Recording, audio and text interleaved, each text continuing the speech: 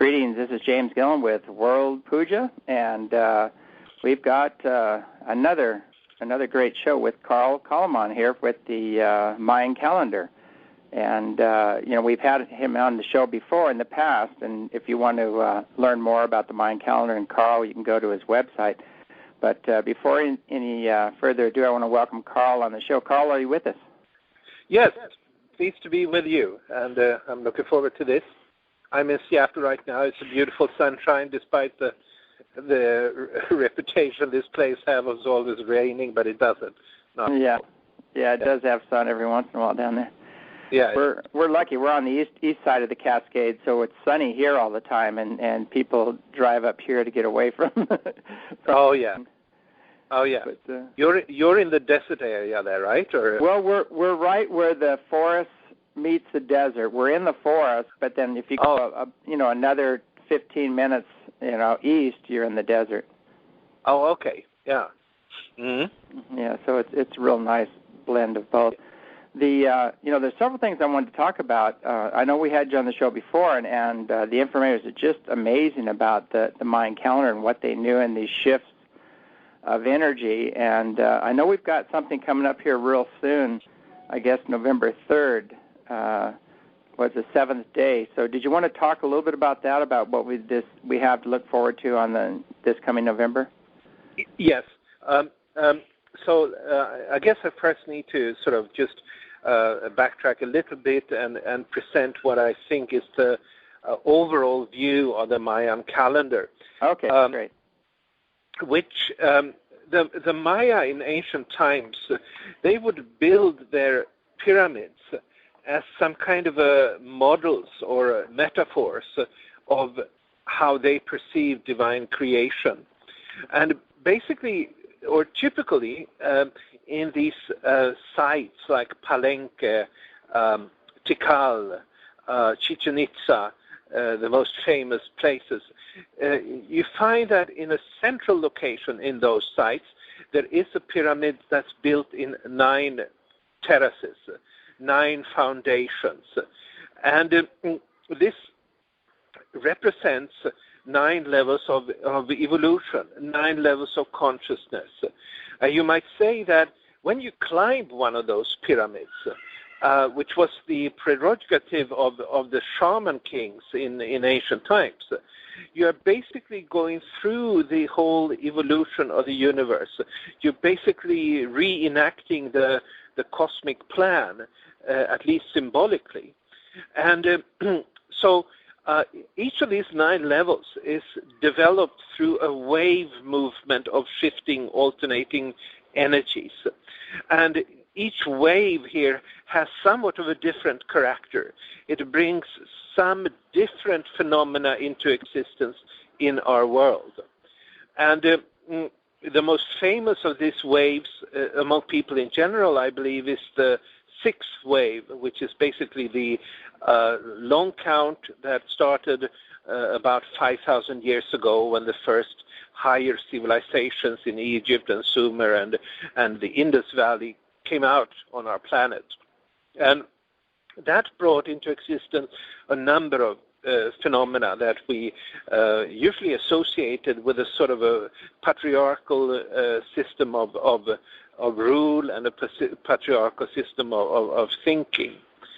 Then on top of that came a 20 times more highly frequency wave in 1755, which gave rise not only to the birth of this particular nation, the United States of America, but it also, at its very outset, we saw the seeds being planted for the Industrial Revolution and all that would be followed in the kind of mechanized world that would have been developing in the 250 past years. Now, every wave is 20 times faster. Or shorter, I should say. And what that implies is that the energy shifts take place 20 times more frequently with every such wave. And right now, you might say that the wave that influences us the most is the 8th wave, which corresponds then to the a galactic underworld, or the galactic foundation, the galactic terrace of the pyramid. And each wave develops in 13. You recognize here the different numbers that are so typical of the Mayan philosophy. Mm-hmm. It is the 9 waves. It is 13 steps of energies. And each of these are also then, each of these 13 energies is also subdivided. So you have 7 periods that are days, that are truly creative and brings forth novelty in human life in different respects. And then those alternate with periods that are nights, that are more of times of integration, times of preparing for the new that is to come with the next day. Now, so that's typical of all the different levels. But now we're coming to the last of these 13 energies, or the 8th wave, which is also then the 7th day.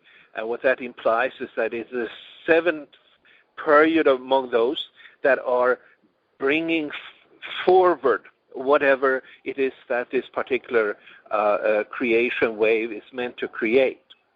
And that will happen on, strictly speaking, November 3rd of 2010. And then that particular 7th day energy will last as long as the whole creation is developing, which is then until October 28, 2011. And then a whole new stage is created for life, what we talk about as the 2012 phenomenon. But regardless, the fact that we'll now be coming into the 7th day means that sort of it's the energy that completes the construction of the 8th foundation of the pyramid. And I hope you have had the chance, the listeners have had the chance to see one of these pyramids on the internet, or of course ideally in real life. But if nothing else, it's available in many books and certainly on the internet, so you get an idea that evolution proceeds in a stepwise. So you create one foundation upon the other, and that's what is coming. So you have a wonderful picture on your website. It's www.Calleman. It's CALLEMAN.com. And when you open it up, just go down to the 9 underworlds and 13 heavens, and you can see a wonderful picture of this step pyramid there that shows the different levels. Thank you. Yes, so now then the next question, of course, is what has this wave we're completing now? We're coming to the completing energy of it. What has it? What has been its purpose? What has it accomplished? And so, what may we expect to happen as this comes to its when this 7th day begins, November 3rd? Mm-hmm. And overall, there are many aspects to this particular wave, the 8th wave. I think one of the aspects is the whole creation of a cyber civilization. And an interesting article about this has been written by Sharon Jorgensen, that has been published on Mayan Magic's website, which sort of really outlines how, to what extent in this short time period of 12 and soon to be 13 years, a whole new way of relating between people based on the use of the cyber world have come into existence. And it's sort of we Second Life in a sense may be some kind of an extreme variety of this, and then the Facebook is sort of going in that direction, and it's a quite a change that has been carried by this wave. And whether it's actually that was the purpose of the wave, it remains to be seen. But there are other things also. There is the whole thing of the end to the patriarchal mentality. It is the whole thing of the end to the Western dominance, end to the male dominance, and you might say end to the dominance of the rational left brain half mentality. And I think it is especially those particular aspects that those that want to be co-creators in the process should look at and ask themselves, how do I become part of the co-creation of this seventh day? And what I want at this point to refer people to is actually a Facebook page, which is called Tree of Life Celebration. And it's growing very quickly, as I understand it. And it's a page for people to gather and to communicate how they're going to be part of this whole balancing phenomenon that we may expect from the seventh day.